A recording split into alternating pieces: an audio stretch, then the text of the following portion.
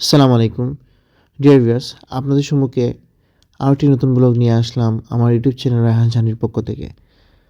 তো ভিউয়ার্স, আজকের যে মোটর ব্লগটি আপনাদের সম্মুখে আমি তুলে ধরছি, এই মোটর ব্লগে আমি আপনাদেরকে বিশেষত লালাবাজার টু রশিদপুর এর সম্পূর্ণ ভিউ দেখাবো ইনশাল্লাহ।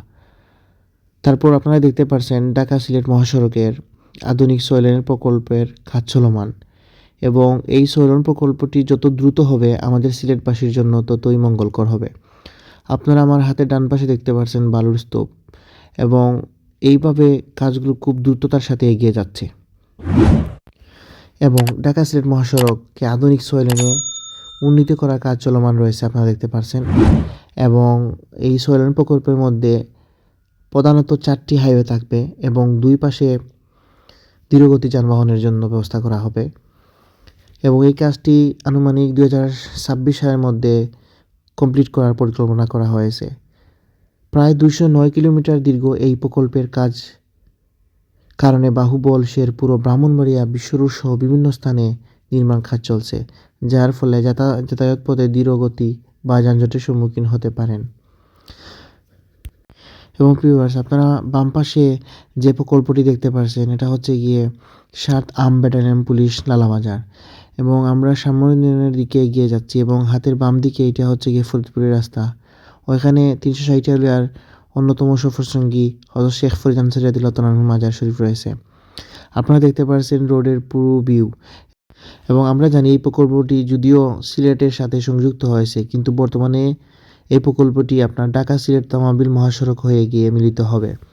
তারপর এই প্রকল্পটি যে স্থান দিয়ে যাচ্ছে সেগুলো হচ্ছে কাঁচপুর ইউনিয়ন, সোনারগাঁও উপজেলা, তারাপুর রূপগঞ্জ উপজেলা, বুলতা ইউনিয়ন রূপগঞ্জ উপজেলা, পাঁচদুনা নরসিংদী সদর উপজেলা, সাহেব প্রতাপ নরসিংদী সদর উপজেলা, ইটাখোলা শিবপুর উপজেলা, বৈরব, কুটাপাড়া সরাইল উপজেলা, জগদীশপুর ইউনিয়ন মাধবপুর উপজেলা, শায়েস্তাগঞ্জ উপজেলা, মিরপুর ইউনিয়ন বাহুবল উপজেলা, নবীগঞ্জ উপজেলা, শেরপুর মৌলভীবাজার সদর উপজেলা, বিশ্বনাথ উপজেলা, দক্ষিণ সুরমা উপজেলা, সিলেট, তারপর হচ্ছে গিয়ে তামাবিল।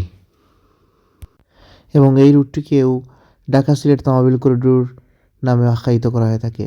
ঢাকা সিলেট তামাবিল করিডোরের তাৎপর্য বাংলাদেশের দ্বিতীয় সবচেয়ে গুরুত্বপূর্ণ মহাসড়ক হিসাবে এর মর্যাদা মধ্যে নিহিত, যা আঞ্চলিক যোগাযোগ ও বাণিজ্যিক জন্য একটি গুরুত্বপূর্ণ রোড হিসাবে কাজ করে। এই করিডোরটি এশিয়ান হাইওয়ে নেটওয়ার্কের একটি অবিচ্ছেদ্য অংশ।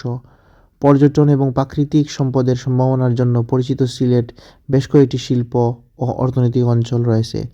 এই মহাসড়ক সম্প্রসারণের ফলে কেবল আসাম সহ ভারতের উত্তর পূর্বাঞ্চলীয় রাজ্যগুলির সাথে বাণিজ্য বৃদ্ধি পাবে না, বরং উপ-আঞ্চলিক সংযোগ এবং চীন, মায়ানমার এবং ভুটানের সাথে আন্তঃসীমান্ত সংযোগ স্থাপন করা হবে।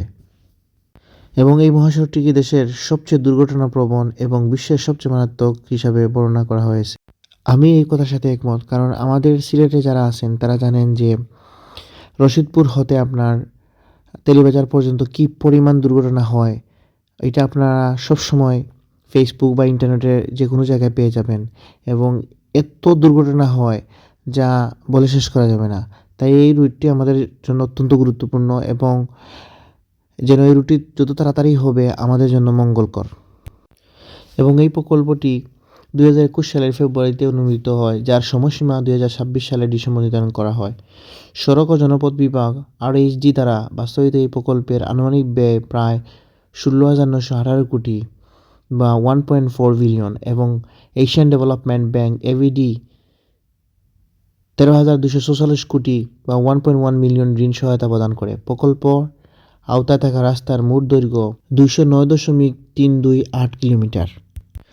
তো ভিউয়ার্স, আমি এখন যে ব্রিজটি ক্রস করছি এই ব্রিজটি হচ্ছে গিয়ে আপনার রশিদপুর ব্রিজ, বা রশিদপুরের খুব কাছাকাছি একটি ব্রিজ। এবং আপনারা দেখতে পাচ্ছেন যে এই প্রকল্পটি দ্রুততার সাথে কাজ এগিয়ে চলছে, এবং এই কাজ যত তাড়াতাড়ি হবে আমাদের জন্য কল্যাণকর হবে। কারণ হচ্ছে গিয়ে যখন এই প্রকল্পটি কমপ্লিট হয়ে যাবে তখন আমাদের ঢাকা যেতে সর্বোচ্চ 3 থেকে 4 ঘন্টা মতো লাগতে পারে। তো প্রিয় ভিউয়ার্স, আজকের মতো বিদায় নিয়ে নিচ্ছি আমি রায়হান। অন্য কোনো ব্লগে আবারও দেখা হবে এই প্রত্যাশা ব্যক্ত করে বিদায় নিয়ে নিচ্ছি। আল্লাহ হাফিজ।